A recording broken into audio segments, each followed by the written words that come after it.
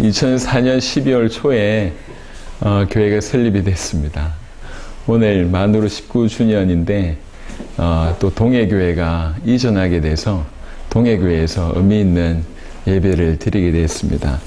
19주년을 또 맞이하고 또 앞으로 계속 이 교회를 하나님께서 끌고 가실 때 특별히 하나님께서 우리에게 주신 말씀이 뭔가 이렇게 묵상해 볼 때 오늘의 본문이 굉장히 우리에게 큰 힘과 위로가 될 것 같습니다. 누가복음 7장 1절부터 10절의 말씀인데요. 그 중에 예수님께서 이만한 믿음을 만나보지 못하였노라 라고 9절에 얘기하십니다. 예수님이 너무 놀라서 내가 이만한 믿음을 못 봤다 라고 얘기하시는데 바로 이 믿음이 저와 여러분들에게 꼭 있게 되길 바라면서 오늘 말씀을 전하도록 하겠습니다. 자, 우리 누가복음 7장 1절을 먼저 보시면 예수께서 모든 말씀을 백성에게 들려주시기를 마치신 후에 가브나움으로 가시니라 이렇게 되어 있습니다. 이게 이제 앞에 말씀이 어떤 말씀이냐면 그 유명한 산상보훈이라고 할 수 있는 그 말씀입니다. 그 말씀을 마치신 이후에 가브나움으로 들어갑니다. 가브나움이 오늘의 배경이에요. 여러분, 가브나움은 굉장히 중요한 도시입니다. 어떻게 보면 예수님의 제2의 고향이다 이렇게도 불립니다. 예수님의 주 활동 무대가 갈릴리 중심의 사역이었고 명절 기점에서 저 밑에 예루살렘으로 다녀가기도 하셨지만 정말 수많은 역사들 대부분이 갈릴리, 특별히 가브나움 중심으로 일어났어요. 가브나움은 베드로와 안드레, 야고보와 요한의 고향이에요. 그리고 가브나움은 갈릴리에서 가장 중요한 도시 중에 하나입니다. 그래서 거기에 세관이 있습니다. 그리고 거기에 로마 군의 주둔지가 있어요.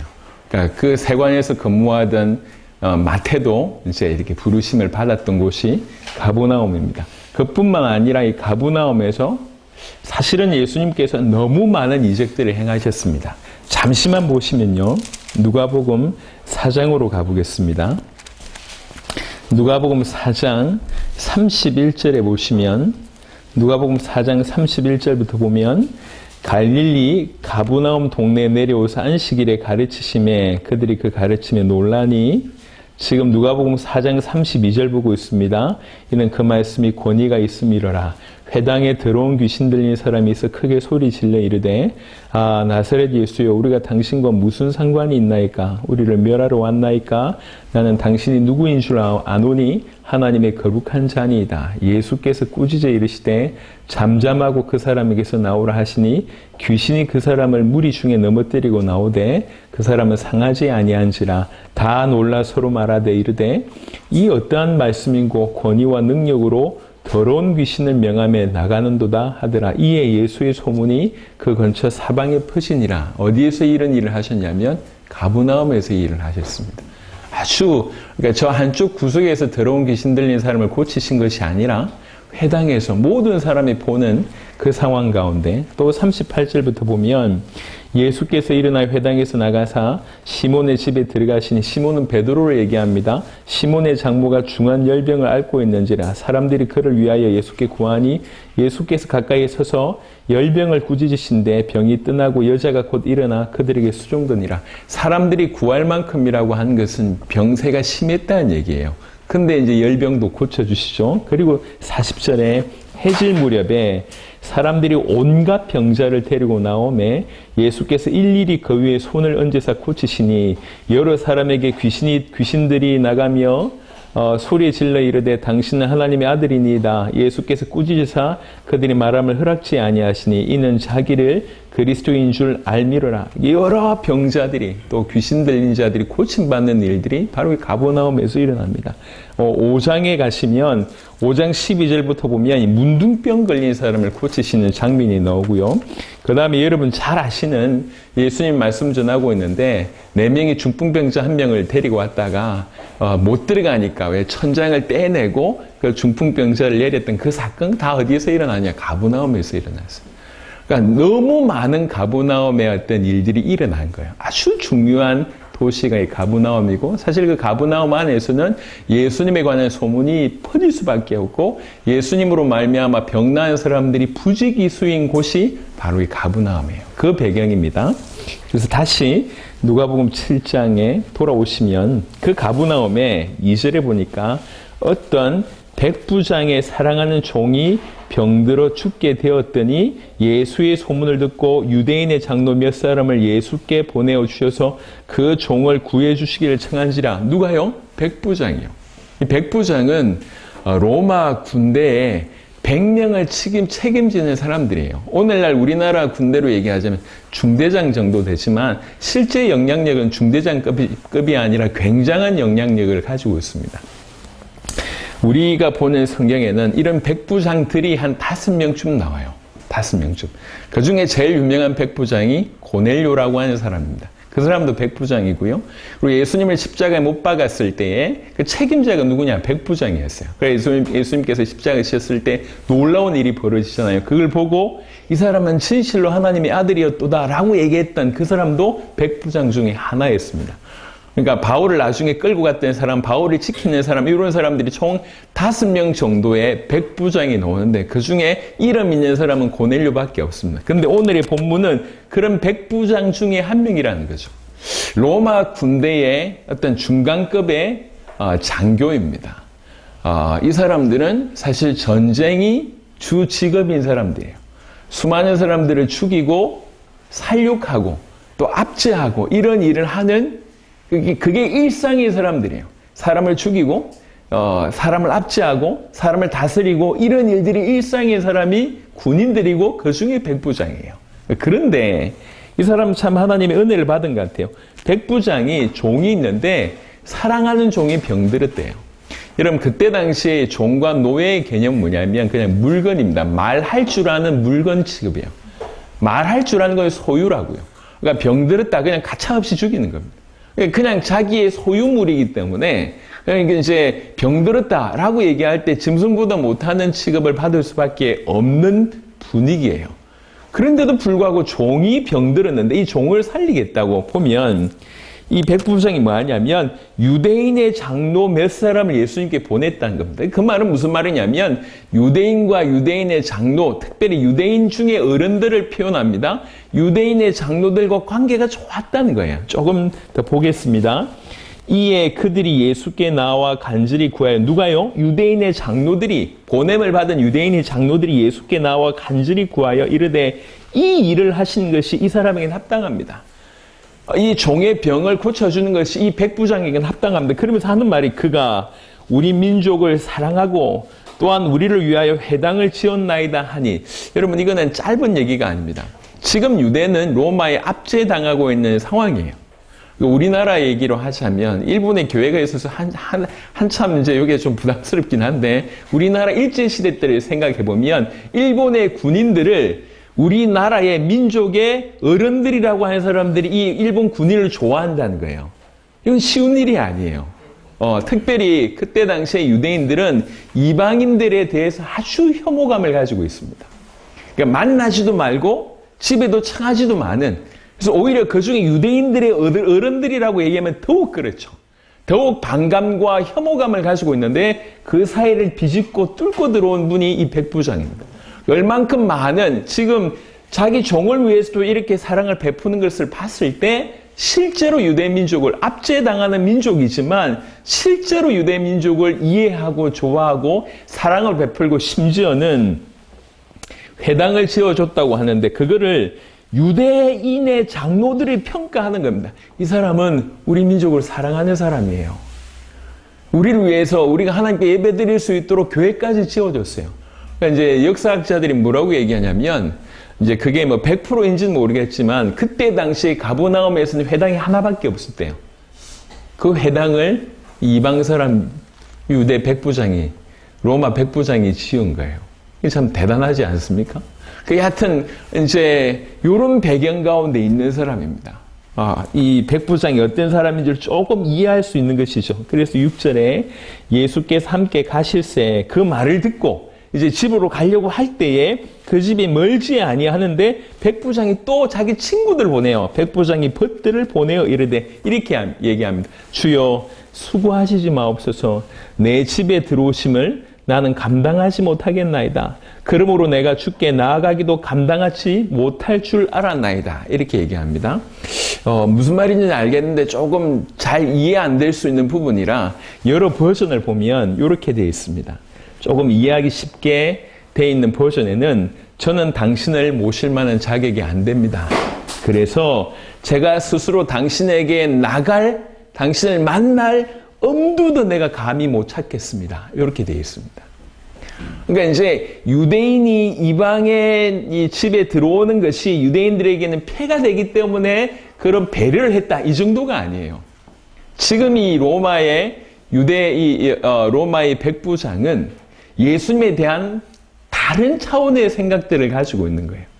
그래서 압제를 하고 있는 민족의, 그것도 군인의, 그것도 장교가 압제를 당하고 있는, 사실은 배경으로 볼 때는 저 나사렛의 목수일 수밖에 없는 그 사람을 두고 하는 얘기가 내가 자격이 안 됩니다. 당신을 모실 만한 자격이 안 됩니다. 그래서 자격이 안 될 뿐만 아니라 감히 내가 주님 앞에도 못 나가겠습니다 라고 얘기합니다. 자, 그 다음 보겠습니다. 이 사람이 어떤 신앙인지를 하나씩 보겠습니다.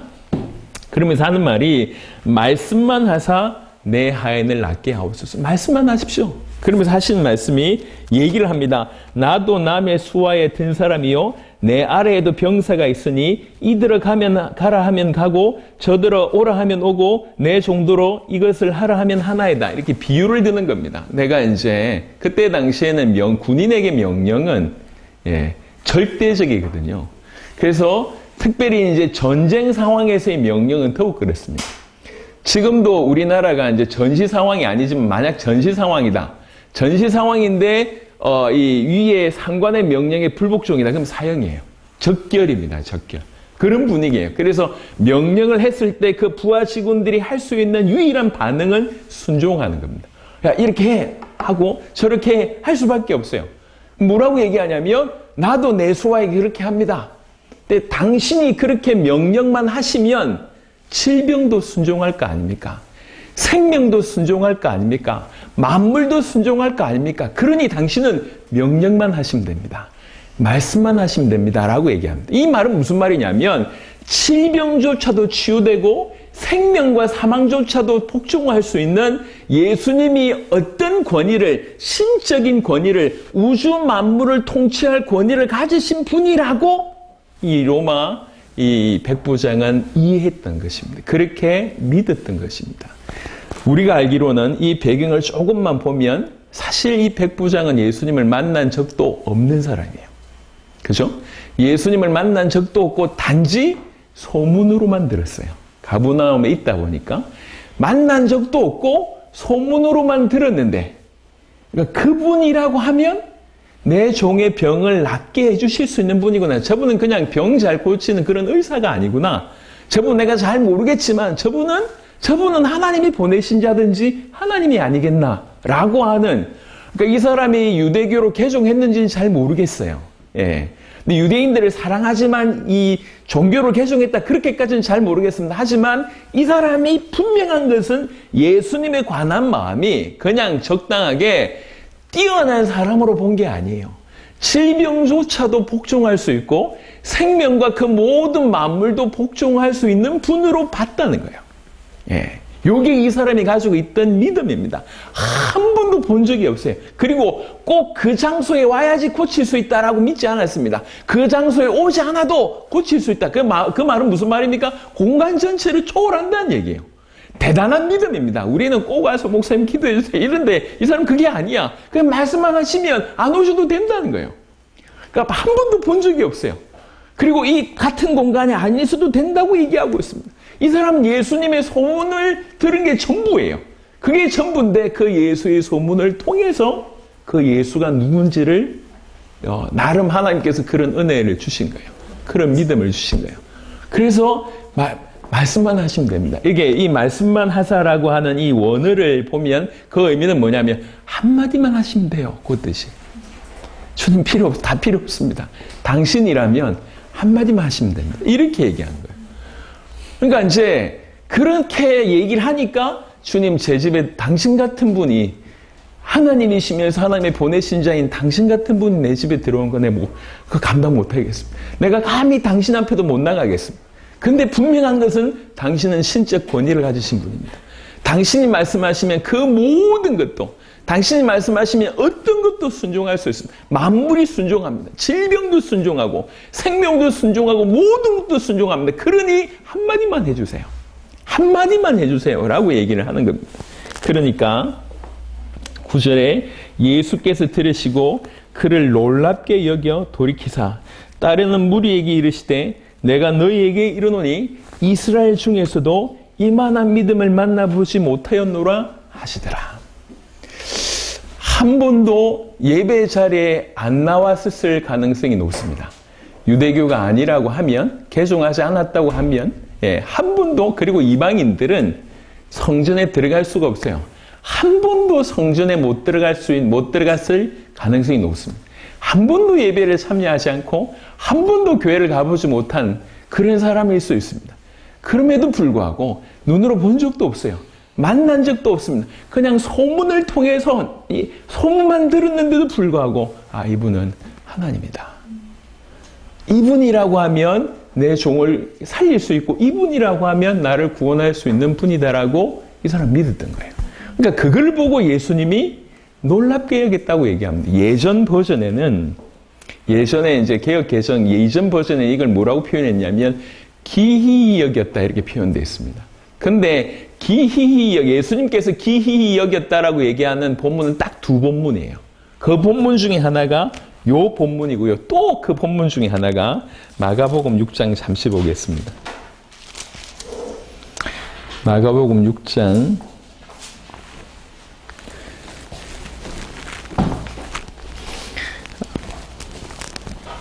1절부터 보겠습니다. 마가복음 6장에 기히 여겼다. 예수님께서 기히 여겼다라고 하는 표현을 딱 두 번 썼는데 제가 알기로는 한 본문이 아까 그 본문이고 또 이 한 본문이 마가복음 6장인데 1절부터 보면 예수께서 그 길을 떠나서 고향으로 가시니 제자들도 따르니라. 안식일에 되어 회당에서 가르치시니 많은 사람이 듣고 놀라 이르되 이 사람이 어디서 이런 것을 얻었느냐? 이 사람이 받은 지혜와 그 손으로 이루어지는 이런 권능이 어찌 됨이냐? 이 사람이 마리아의 아들 목수가 아니냐? 야고보와 요셉과 유다와 시몬의 형제가 아니냐? 그 누이들이 우리와 함께 여기 있지 않느냐?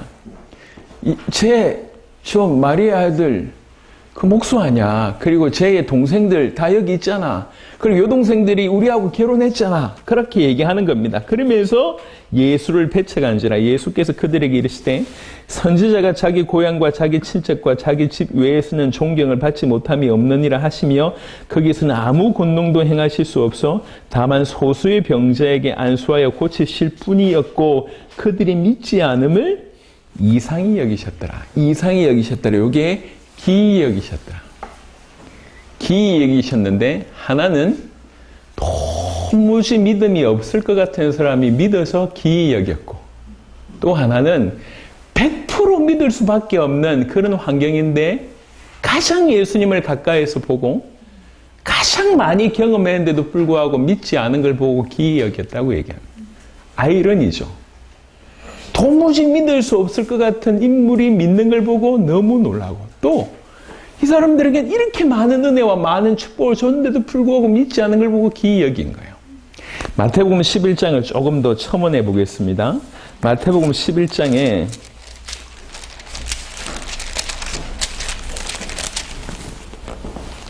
23절에는 23절, 24절 보겠습니다. 이렇게 되어 있습니다. 가브나움아, 아까 가브나움이 어떤 도시인지 제가 말씀을 드렸습니다. 가브나움아, 네가 하늘에까지 높아지겠느냐? 음부에까지 낮아지리라. 너에게 행한 모든 권능을 소돔에서 행하였더라고 하면 그 무너진 멸망당한 대표적인 그 성 소돔과 고모라 그 소돔에서 행하였더라고 하면 그 성이 오늘까지 있었으리라.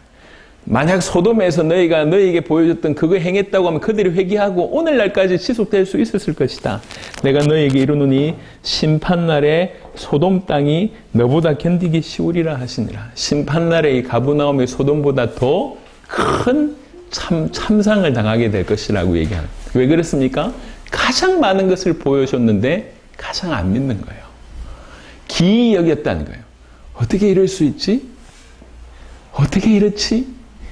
이렇게 많은 것을 보여줬는데도 안 믿는 이 백성 도무지 뭐지? 라고 하는 것과 또 하나는 도대체 이 사람 뭐야? 한 번도 예배 드렸을 가능성이 없고 한 번도 교회 나오지 교회를 경험해 본 적이 없는 그것도 사람 죽이는 것을 일상으로 살아가는 백부장이라고 하는 사람이 그것도 이 이스라엘을 지금 압제하고 있는 상황인데 이 사람 뭐지? 한 번도 예수님을 만난 적이 없고 한 번도 직접적인 소통을 해본 적이 없는데 그냥 소문으로만 들었는데 만난 적도 없는 그분이 소문으로만 들었는데도 불구하고 이 보니까 그 누구도 가지지 않은 이 신앙을 가진 거예요. 응? 안 오셔도 됩니다. 여기서 한마디만 하시면 됩니다. 당신이 나도 남의 수하 있고 내 밑에도 종들이 있는데 명령하면 다 듣습니다. 우리는 인간 세계의 명령이지만 당신은 모든 만물의 통치자 아닙니까?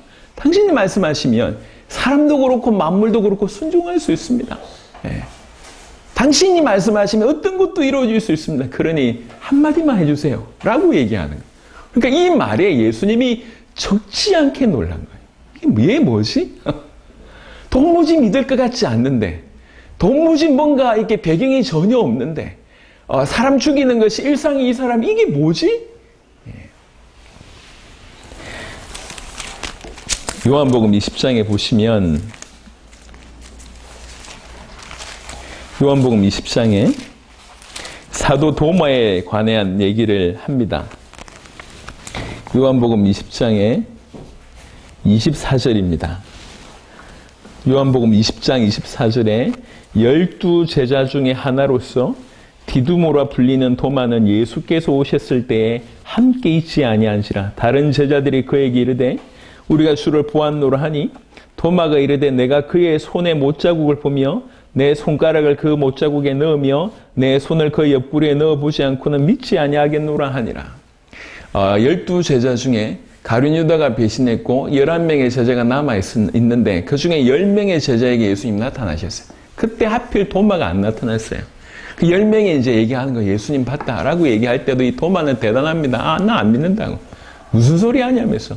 내가 직접 만져봐야지 알겠다라고 얘기합니다. 26절에 8해를 지나서 제자들이 다시 집안에 있을 때 도마도 함께 있고 문들이 닫혔는데 예수께서 오사 가운데 서서 이르시되 너희에게 평강이 있을지어다 하시고 도마에게 이르시되 네 손가락을 이리 내밀어 내 손을 보고 네 손을 내밀어 내 옆구리에 넣어보라. 그리하여 믿음 없는 자가 되지 말고 믿는 자가 되라. 도마가 대답하여 이르되 나의 주님이시여 나의 하나님이시다. 완전히 꼬꾸라집니다. 그때 예수님 하신 말씀입니다. 29절에 예수께서 이르시되 너는 나를 본고로 믿느냐? 보지 못하고 믿는 자들은 복되도다 하시니라 라고 얘기합니다.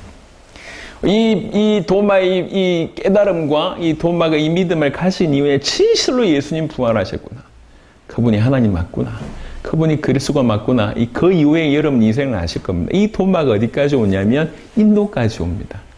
심지어 어떤 좀 극단적인 분들은 그분이 우리 한국까지 왔다고 얘기합니다. 도마. 대단한 사람입니다. 그래서 결국 나중에 순교하게 됩니다. 근데 그 도마에게 하신 말씀이에요. 네가 나를 봤기 때문에 믿어? 하지만 나를 보지 않음에도 불구하고 그냥 말씀을 통해서만 믿는 거. 그 사람이 더욱 복되다라고 얘기합니다. 지금 사실 백부장과 우리의 상황은 똑같아요. 똑같아요. 근데 제가 오늘 이 부분에 여러분에게 좀 드리고 싶은 말씀들은 사실 이겁니다. 자기 집에 오려고 하시는 그 예수님을 보고 너무 큰 분이기 때문에 내가 감당하지 못하겠다고 사실은 도마의 그 백부장이 얘기했지 않습니까? 사실 이제 이런 부분들을 좀 전달하고 싶었습니다. 우리 인생 가운데 우리가 이 하나님의 말씀이 믿어져서 예수님을 나의 주인으로 모셨다고 얘기할 때 우리에게 일어난 일은 뭐냐면 이 위대한 분이 우리에게 임한 겁니다. 도대체 누가 우리에게 오신 것입니까? 우리에게 오신 그분이 도대체 누구입니까? 그러니까 이것에 대한 발견, 그 예수에 대한 발견이 크면 클수록 주께서 얘기하신 이만한 믿음은 다른 믿음이 아니에요. 그 어떤 믿음보다 예수님이 어떤 분인지 얼마나 크신지에 대한 믿음이었다는 거예요. 우리에게 필요한 것이 사실은 가장 중요한 것이 그 부분입니다. 지금 그래도 우리나라의 한국교회에서 어른 역할을 잘하고 계신 분 중에 한 분이 조정민이라고 하는 목사님이십니다. 그 목사님 원래 불교 골수였어요. 근데 기자였어요. 아주 날카로운 사람이죠. 근데 아내 되신 분이 너무 신앙생활을 잘 하시는 거예요. 그래서 아내를 구출해와야 되겠다 싶어서 아내 다니는 교회를 간 거예요. 그때 마침 갔는데 그 교회가 방언을 많이 하는 교회였던 모양이에요. 더 충격을 받은 거지. 얘를 구출해내야 되겠다. 이 이상한 곳에서. 그래서 얘를 구출하기 위해서 성경을 5번 읽었대요. 제대로 알아야지 구출해낼 수 있으니까. 그래서 성경을 계속 보는데 뭐가 믿어지기 시작하냐면 이 땅이 창조되었고 하나님이 창조주시구나라고 하는 것들이 탁 믿어지는 거예요. 그전에는 질문이 많았답니다. 성경에 이제 나름 듣는 얘기들이 있잖아요. 물이 포도주로 바뀌어? 홍해가 갈라져? 죽은 사람을 살렸어? 문둥병자를 고쳤어? 이게 무슨 말이냐? 처녀의 몸으로 잉태해서 이게 사사로운 기적들이 도무지 안 믿겨지더라고요. 당연히 안 믿겨지죠. 사실은 이 부분이 교회 안에 있으면서도 불구하고 이것들이 안 믿겨지는 사람들이 굉장히 많습니다. 근데 그 모든 물음표에 하나님이 천지를 창조하신 창조주다라고 하는 믿음이 들어오니까 이게 그냥 다 정리가 되는 거예요. 우주 만물을 창조하신 분이 예수님을 동정녀로 탄생을 못 시켜? 우주를 창조하신 분이 그 바닷물 하나, 아니 홍해 저 정도를 못 갈라? 그분이 창조주라고 하는 생각이 명확하게 들다 보니까 다른 건 싹 정리가 됐더래요. 그래서 불교 골수분자고 아주 비판자였던 이 기자가 하나님이 살아계시고 그분이 창조주시고 그리고 나 같은 죄인을 건지고 해서 자기 아들을 보내셔서 죽이시면서 나를 건져내셨다고 하는 이 간단한 것이 믿어지니까 다른 게 더 정리가 되죠. 그 날카로운 것들이 하나씩 많은 사람들이 그냥 불투명한 믿음 가운데 있는 사람들에게 하나씩 짚어주면서 지금 굉장히 선한 역할들을 하고 있습니다. 말이 이렇게 메시지가 좀 투박하긴 하시지만 그 내용들이 아주 귀하더라고요. 하나님이 누구시냐? 도대체 우리에게 임하신 그리스도 예수 그분이 누구시냐? 그분이 어떤 분이시고 얼마나 크신 분이냐? 이것들이 깨달아져야 됩니다. 여러분, 우리 인생에 사실은 계속 우리 눈을 가리는 것이 이 사단의 어떤 역할입니다. 사단의 가장 강력한 것은 속이는 것입니다. 그 어떤 것보다 가장 강력한 건 속이는 거예요. 우리가 죄 가운데 노출될 경우들이 많잖아요. 그러면 사단은 즉각 그 죄를 범하게 하는 배경 역할도 하지만 죄를 범한 우리를 또 참소합니다. 하나님께 참소할 뿐만 아니라 우리에게 야, 네 같은 놈이 무슨 네가 하나님의 자녀가 맞아? 아주 대놓고 계속 우리를 끌고 갑니다. 더욱 복음을 붙잡지 못하도록 하나님께 다가가지 못하도록 계속 죄 가운데 있는 우리를 계속 끌고 가고 있습니다. 그 부분에 속지 않아야 되는 거예요. 끊임없이 계속 시간이 가면 갈수록 계속 이런 속임수에 당하는 우리 원래 죄성도 있는데 눈에 보이지 않는 일에 사단의 여러 가지 공격으로 말미암아 교회가 너무 성도들이 무기력한 그런 존재가 돼버린 겁니다. 무기력한. 그래서 복음 중심적인 생각보다 하나님 중심적인 생각, 하늘나라에 대한 중심적인 생각보다는 내 속에는 뭐가 자리 잡고 있냐면 철저하게 인간적인 계산들. 교회를 다니면서도 그게 자리 잡고 있어요. 시간이 오래 지나면서 더더욱 선입관념이 생기고 타성에 젖은 그런 종교 행위들만 계속 남습니다. 첫사랑을 잃어버린 공허한 그런 신앙생활을 계속 하게 되고요. 무수하게 찬양하고 무수하게 고백을 하고 있는 그 수많은 것들이 사실 자기 삶하고 전혀 무관하다는 거예요. 오늘도 사도신경, 오늘도 주기도문을 외우기도 하고 오늘 몇 가지 찬양을 드렸습니다. 그 수많은 찬양들이 과연 내 입술의 진정한 고백이냐라고 얘기할 때 그렇지가 않은 거예요. 그냥 입술로 하는 거예요. 입술로. 예. 저는 그런 생각을 할 때가 많습니다. 뭔가 이렇게 글이 올라오고 뭐 보고서가 올라올 때 수많은 사람들이 답글을 달아요. 기도하겠습니다. 기도하겠습니다. 그래서 묻고 싶어요. 기도하는지. 그리고 얼마나 기도하는지 묻고 싶습니다. 저는 기도하겠습니다라고 얘기할 때 짧은 시간이지만 바로 그때 합니다. 눈 감고.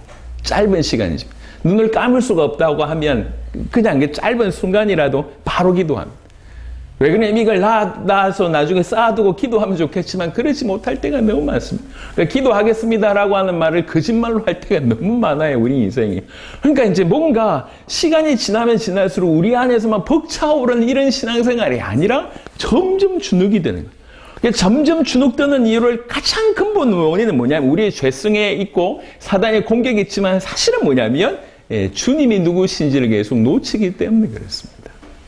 봐야 될 곳을 보지 못하고 우리가 바라보고 있는 그분이 도대체 어떤 분인지를 알지 못할 때 그런 상황이 계속 벌어지는 겁니다.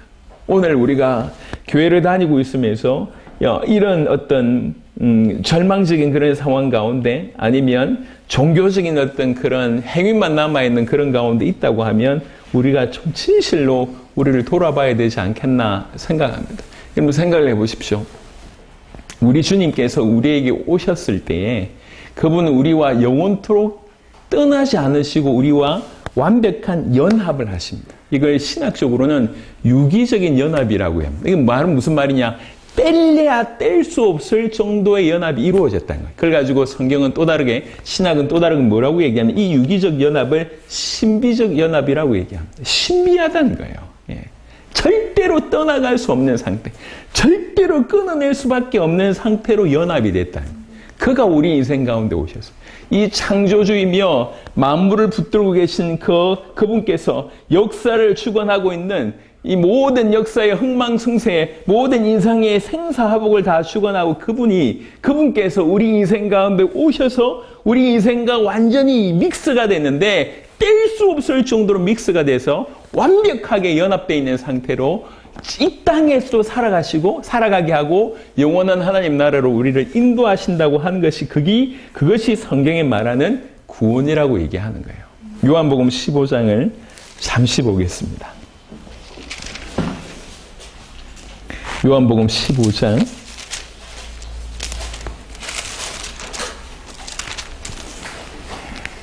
1절부터 보겠습니다. 요한복음 15장 1절부터 나는 참 포도나무요 내 아버지는 농부라.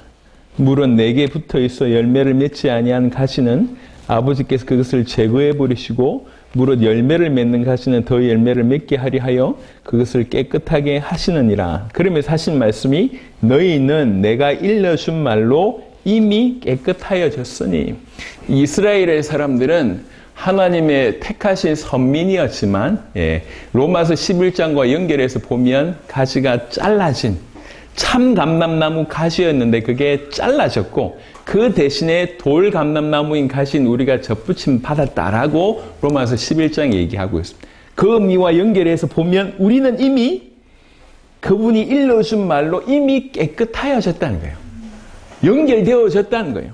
내 안에 거하라. 나도 너희 안에 거하리라. 가지가 포도나무에 붙어있지 아니하면 스스로 열매를 맺을 수 없음같이 너희도 내 안에 거하지 아니하면 그러하리라. 나는 포도나무요 정의합니다. 5절에 너희는 가지라. 나는 포도나무고 너희는 가지라. 그가 내 안에 내가 그 안에 거하면 사람이 열매를 많이 맺나니 나를 떠나서는 너희가 아무것도 할 수 없습니다. 사람이 내 안에 거하지 아니면 가지처럼 밖에 버려져 마르나니 사람들이 그것을 모아다가 불에 던져 사르느니라. 너희가 내 안에 거하고 내 말이 너희 안에 거하면 무엇이든지 원하는 대로 구하라. 그리하면 이루리라 라고 되어 있습니다. 그러니까 참감람나무 가지가 끊어졌고 돌감람나무 가지였던 우리가 참감람나무의 접붙임을 받게 됐어요. 로마서 11장을 보겠습니다. 이렇게 처음 또 들으시는 분도 계실 것 같아서 제가 말로 설명하는 것보다 성경을 직접 보는 게 유익할 것 같습니다.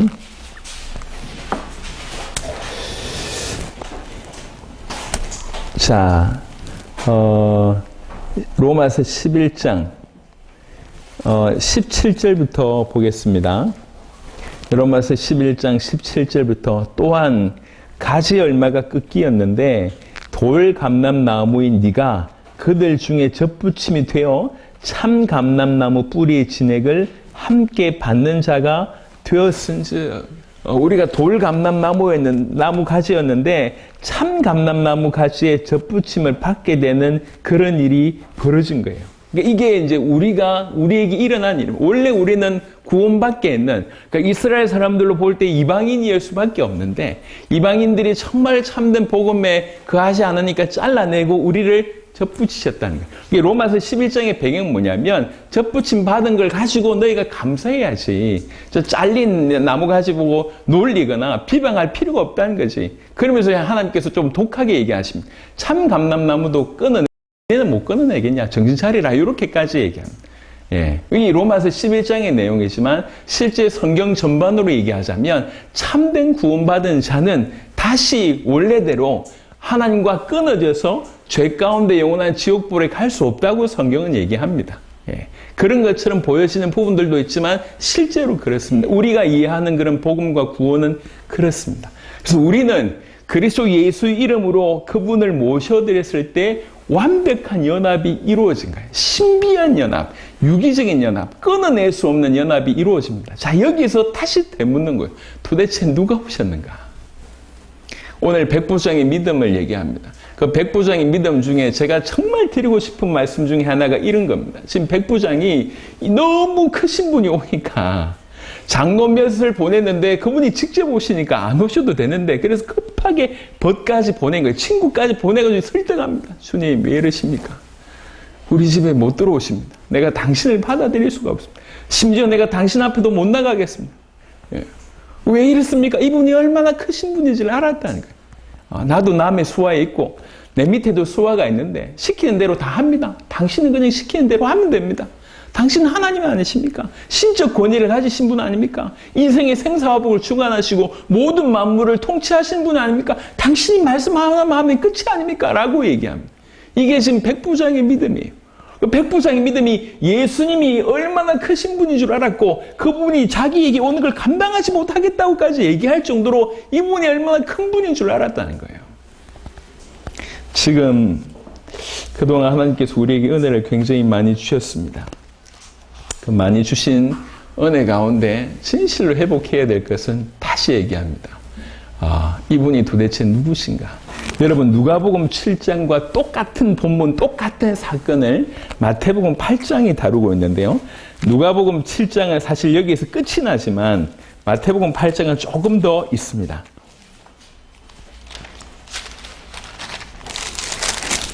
마태복음 8장 10절에 보겠습니다. 마태복음 8장 10절에 예수께서 들으시고 놀랍게 여겨 따르는 자들에게 이르시되 내가 진실로 너에게 이르노니 이스라엘 중 아무에게서도 이만한 믿음을 보지 못하였노라 해놓고 그 다음에 연이어서 하는 얘기입니다. 또 너에게 이르노니 동서로부터 많은 사람이 이르러 아브라함과 이삭과 야곱과 함께 천국에 앉으려니와 그 나라의 본 자손들은 바깥 어두운 데 쫓겨나 거기서 울며 이를 갈게 되리라 라고 얘기를 합니다. 비교하는 거죠, 지금.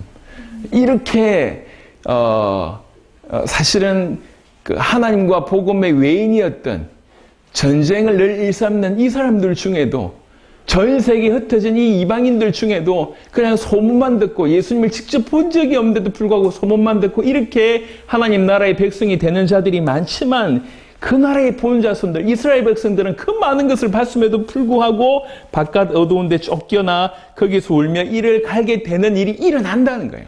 이 예수님이 하신 얘기예요. 제가 지어낸 얘기가 아니라 왜 그러냐면 이 예수님의 마음은 이스라엘 백성들이 너무너무 안타까워서 하는 얘기입니다. 예수께서 백부장에게 이르시되 가라 내 믿은 대로 될지어다 하시니 그 즉시 하인이 나으니라 이러면 됩니다. 네 믿은 대로 될지다. 실제로 그렇게 믿었기 때문에 그 믿은 대로 그 하인은 살게 됩니다. 네 믿은 대로 될지어다. 내가 이만한 믿음을 본 적이 없다. 네 믿은 대로 될지어다. 백부장을 그렇게 인정하십니다. 저는 우리 복음 가득한 교회 성도들과 이 메시지를 듣는 모든 이들에게 진실로 이런 은혜가 있었으면 좋겠다는 간절한 마음으로 말씀을 전합니다. 여러분 아시겠지만 예수님 오셨을 때 가장 예수님을 반대했던, 그리고 예수님을 십자가에 죽였던 그 대표적인 인물들은 하나님을 잘 믿고 있는 사람, 그것도 잘 믿고 있는 사람들이라고 하는 사람들 중에도 리더들이었어요. 제사장들, 바리새인들, 이런 사람들이 적극적으로 예수님을 죽이는데 앞장섰습니다. 그러면 신약에 보면 서신서들이 굉장히 많아요. 예. 서신서들이 굉장히 많은데 그 서신서들 대부분은 그 교회가, 초대 교회가 잘하고 있기 때문에 편지를 쓴 게 아니에요. 대부분은 예수님을 구주로 믿고 하나님의 아들 그리스도라고 고백해서 자기 인생을 들여서 교회가 되어졌는데 그 교회 안에서 수많은 문제가 발생하기 때문에 그 교회들에게 편지를 쓰는 거예요. 안타까운 얘기죠. 교회 안에 하나님의 백성들도 있지만 가라지들도 있습니다. 나중에 가라지들이 더 큰 영향을 행사하게 되고 가라지들이 오히려 알곡들에게 영향을 행사하는 것을 보게 됩니다. 그래서 예수님께서 알곡과 가라지의 비유도 하신 거예요. 요한계시록에 보면 2장, 3장에 7교회가 등장합니다. 그 7교회 중에 정말 딱 2교회만 칭찬을 받습니다. 나머지 교회는 이러저러한 이유로 전부 책망을 받아요. 첫사랑을 잃어버렸다는 얘기, 네가 사실은 살아있으나 죽은 자다라고 하는 얘기, 네 행위를 보라 라고 얘기하면서 빨리 회개하라고 얘기하면서 나머지 모든 교회들을 책망하고 있습니다. 오늘날 우리 교회들이 사실은 사단의 입장에서 봤을 때 가장 주 타겟이 교회입니다. 교회. 이 교회에 대한 공격은 사단이 할 수 있는 모든 방법들을 동원해서 할 거기 때문에 지금 우리 한국 교회가 교회에 대한 어떤 그 이미지가 이렇게 실추되고 있고 더 많은 공격들이 들어온 것은 사실 예상된 바고 한국 교회뿐만 아니라 전 세계 교회가 그럴 것입니다. 우리 안에 어떤 회개해야 되고 자성의 목소리가 있어야 되지만 영적으로 볼 때는 이것이 정확합니다. 진실로 이런 때일수록 우리는 올바로 믿어야 됩니다. 타성에 젖은 종교 생활로는 감당할 수가 없어요. 뭔가 많은 메시지를 듣지만 그 메시지가 우리 삶과 전혀 무관하다면 이걸 종교라고 얘기합니다. 그냥 껍데기 이렇게 표현하기보다는 수많은 말씀들이 전혀 나하고 무관하다. 이게 종교예요. 종교. 근데 백부장은 보시면 뭐라고 얘기합니까? 딱 순종할 채비를 하는 거예요. 한 말씀만 하세요. 그게 백부장의 믿음. 하나님 말씀에 대한 그분이 어떤 분인지를 알기 때문에 그분의 말씀의 위력을 아는 거예요. 그분을 알기 때문에 그 말씀의 가치를 아는 겁니다. 그리스도가 누구이신지 알기 때문에, 하나님이 누구이신지 알기 때문에 그분의 말씀의 가치를 아는 겁니다. 다 필요 없습니다. 한 말씀만 하세요. 이렇게 되는 겁니다. 그게 백부장의 믿음이었어요. 지금 우리에게도 필요한 것이 그 믿음입니다. 오늘날도 우리가 따박따박 주일날 예배드리고 원건각처에서 우리가 실시간으로 예배를 드립니다. 그리고 주일에 한번 예배를 마치겠지만 여러분 그냥 출석 도장 찍는 것으로 생각하지 마세요. 예배는 출석 도장이 아니에요. 출석 도장 많이 찍는다고 마일리지가 많이 생성돼가지고 천국에 뭔가 이렇게 큰 마일리지 상하는 뭔가를 받냐? 그런 게 아니라고요. 신앙생활은 그렇지가 않아요. 신앙생활은 그게 아닙니다. 오히려 백부장처럼 교회 한 번을 가지 못했어도 이 말 듣고 나서 이제 교회 안 가도 되겠다라고 생각하면 진짜 어리석은 사람. 그 말이 아니에요. 혹시 교회를 가지 못해도 혹시 예배드릴 상황이 못 된다 하더라도 도대체 저 예수가 누군지에 대한 올바른 믿음을 가지고 있고 그 믿음에 적극적으로 순종할 수 있는 자세를 가지고 있는 이 사람을 두고 예수님께서는 내가 이만한 믿음을 본 적이 없다고 얘기합니다. 이게 절호의 찬스 아닙니까? 우리도 예수님을 본 적이 없어요. 보지 않고 믿는 것이 복되다고 얘기했습니다. 하나님의 말씀만 듣고 그 말씀에 근거해서 하나님을 믿고 예수님이 누군지 알고 믿고 그리고 나서 우리 주님이 직접 나에게만 말씀하시면 끝난다는 마음으로 하나님 말씀을 기대한다고 하면 또 그렇게 하루하루를 살아간다고 하면 어떻게 종교 생활이 우리 인생을 장악할 수가 있습니까? 삶과 무관한 그 신앙 고백들 지겹지도 않습니까? 수많은 뭔가를 고백하고 수많은 뭔가를 찬양하지만 전혀 자기와 무관하다면 그게 종교입니다. 그게 종교. 종교에서 탈피해서 공허한 신앙생활에서 넘어서서 타성에 젖어 있는 그리고 사실은 교회 안에 있지만 철저하게 인간적인 생각들로 짬뽕되어 있는 우리 모든 것들을 벗어나서 정말 순수하게 이 로마의 백부장처럼 우리 주님이 인정하시는 그런 이만한 믿음을 본 적이 없다라고 칭찬하시는 그런 자들로 저와 여러분들이 섰으면 좋겠습니다. 단 한 번 본 적이 없습니다. 단 한 번도 본 적이 없지만 꼭 그 장소에 있지 않아도 우리 주님이 하실 수 있다. 치유하실 수 있다라고 하는 믿음. 예수의 소문만 듣고 그리고 나서 그분이 말씀만 하시면 이라고 하는 이 짧지만 이런 믿음을 가진 백부장에게 우리 주님은 너무 칭찬하셨고 좋아하셨습니다. 말씀을 마무리하도록 하겠습니다. 누가복음 7장에 다시 돌아가서 누가복음 7장에 9절에 다시 보겠습니다. 예수께서 들으시고 그를 놀랍게 여겨 돌이키사 따르는 무리에게 이르시되, 지금 따르는 무리에게 지금 자랑하시는 거예요. 봐라, 이런 애도 있다. 이렇게 자랑하십니다. 내가 너희에게 이르노니 이스라엘 중에서도 이만한 믿음을 만나보지 못하였노라 하시더라. 보내었던 사람들이 집으로 돌아가 보매 종이 이미 나아 있었더라. 네 믿은 대로 될지어다. 그 말씀이 그대로 성취되었다는 얘기입니다. 여러분, 신앙의 연륜, 다양한 경험이 믿음을 낳는 게 아니에요. 믿음에 도움이 될 수는 있지만 그게 믿음의 절대적인 요소는 아닙니다. 우리 주님이 우리에게 알려주셔야 됩니다. 계시해 주셔야 됩니다. 여러분, 우리의 초점이 주님께 있기를 바랍니다. 우리의 하나님께 있기를 바랍니다. 하나님이 보내신 자 그리스도 예수에 있기를 바랍니다. 그분이 도대체 누구이신가? 누구이시기에 우리 인생 가운데 임하신가? 그분이 우리 가운데, 우리 인생 가운데 임했다는 게 도대체 무슨 말인가? 여러분, 백부장이 이 예수님을, 저 떠벅떠벅 걸어오는 예수님을 보고, 저분이 우리 어떻게 내 집에 들어올 수 있겠냐? 이건 안 된다. 라고 얘기하면서 급하게 친구들을 보냈던 그 마음, 조금 이해하시겠습니까? 이 마음. 저 큰 분이, 모든 우주 만물이 복종할 수 있는 저분이 지금 나한테 온다고?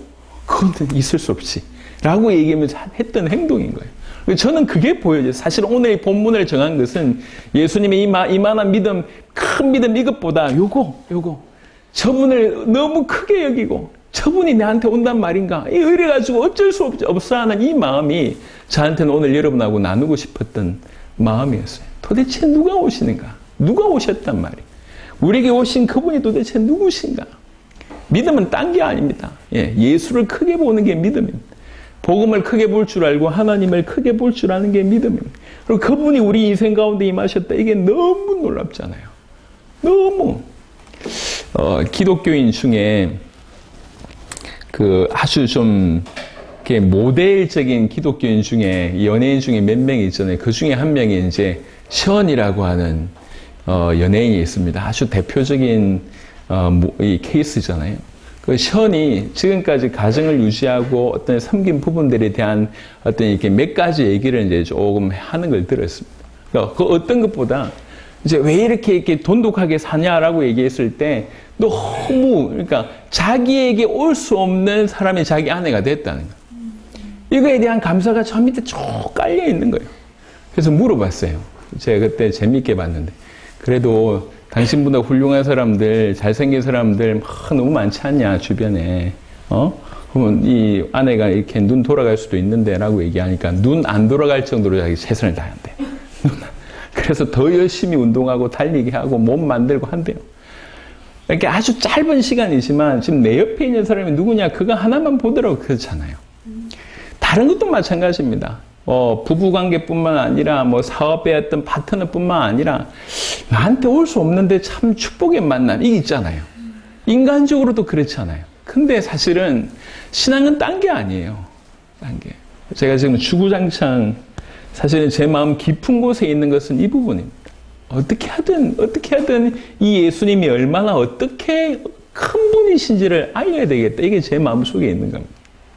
그것에 초점 맞춰져 있으면. 제가 이제 말씀을 준비하기 위해서 정말 많은 이 동일한 본문을 가지고 설교한 수십 편을 제가 읽었어요. 좋게 100~200편인 것 같아요. 뭐라고 얘기한 거의 비슷해요. 거의 비슷한데 전부 대부분 인간적인 위주로 이렇게 설명을 해놨더라고요. 그러니까 이제 도움되는 것도 많지만 아쉬운 게 참 많았습니다. 초점이 그게 아닌데, 지금 예수님이 어떤 분인지 이게 초점인데, 그리고 그 예수님이 어떤 분인지를 알았기 때문에 이렇게 행동한 게 이게 초점인데 아쉬운 거예요. 원래 사랑이 많아서 그렇다면서, 사랑하는 종이 사랑이 많아서 그렇다면서, 예수님께 이렇게 겸손했다면서, 오신 분, 겸손을 얘기하고 사랑을 얘기하고, 물론 사랑하고 물론 겸손 말씀. 하지만 지금 그 얘기가 아니잖아요. 도대체 예수가 누구냔 말이에요. 성경이 얘기하고 싶은 것은 그 얘기입니다. 도대체 우리가 예수님을 어떻게 믿어야 되고 어떻게 알아야 되냐, 그 얘기였어요.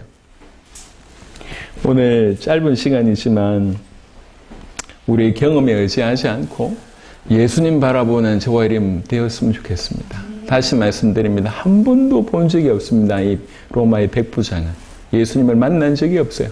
예, 소문만 들었습니다. 그럼에도 불구하고 예수님의 신적 권위를 인정했어요. 예, 이분이 한 말씀만 하시면 다 된다는 걸 이해했어요. 한 말씀만 하시면 된다. 저한테 안 오셔도 된다.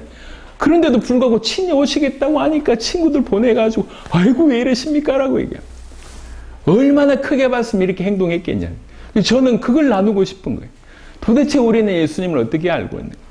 그 놀라우신 분이 우리 인생 가운데 임하셨다. 이게 사실은 끝이 아닌가. 그치? 오늘 이만한 믿음이라고 표현했던, 예수님이 놀라셨던, 기이하게 여기셨던 이만한 믿음, 바로 저와 여러분들이 꼭 소유하게 되기를 바라고, 이만한 믿음으로 살아가는 저와 여러분 되시기를 그리스도 예수 이름으로 축원합니다. 아멘. 하나님 감사합니다. 오늘 이 시간에 백부장의 믿음에 관한 말씀들을 나누게 하심을 감사합니다. 단 한 번도 예수님을 본 적이 없고 소문으로만 들었음에도 불구하고 그분의 신적인 존재, 신적인 권위를 인정해서 그분이 한 말씀만 하시면 된다라고 믿었던, 그리고 그분이 자기 집에 오신 것을 너무나 큰 사건으로 여겨서 도무지 나 같은 자격 없는 인생 가운데 오시면 안 된다라고 그렇게 뛰어나가서 말렸던 어떤 그런 예수님을 그렇게 크게 보는 그 믿음이 바로 우리 가운데 임하도록 하나님 역사하여 주시옵소서. 뭔가 많은 일을 하고 뭔가 많은 은신을 하고 많은 역사를 이루는 것도 중요하지만 예수님을 이렇게 크게 볼 줄 아는, 예수님이 얼마나 위대하시고 얼마나 놀라운 분이신지를 깨닫는 그런 은혜가 우리 모두에게 있게 하여 주옵소서. 철저하게 우리에게서 예수님을 빼앗아가고 예수님이 누구신지를 모르게 하고 예수님이 어떤 분인지 알았음에도 불구하고 집중하지 못하게 만드는 우리의 모든 죄성과 사단의 모든 공격들이 무너지도록 오늘 이 시간 역사하여 주시옵소서. 그래서 타성에 젖은 종교가 우리의 어떤 이 첫사랑을 버린 그런 허무한 그런 신앙생활이 완전히 무너지고 정말 그리스도 예수 이름으로 말미암아 벅찬 감동과 감격으로 살아가는 신앙생활을 할 수 있도록 하나님 역사하여 주시옵소서. 주님 19주년을 맞이하며 또 새롭게 한 해를 또 남은 길을 걸어가는 우리 모두에게 주님이 놀라시는 이만한 믿음으로 무장하도록 하나님 역사하여 주시옵소서. 감사를 드렸고 우리 주 예수 그리스도의 이름으로 기도드렸습니다. 아멘.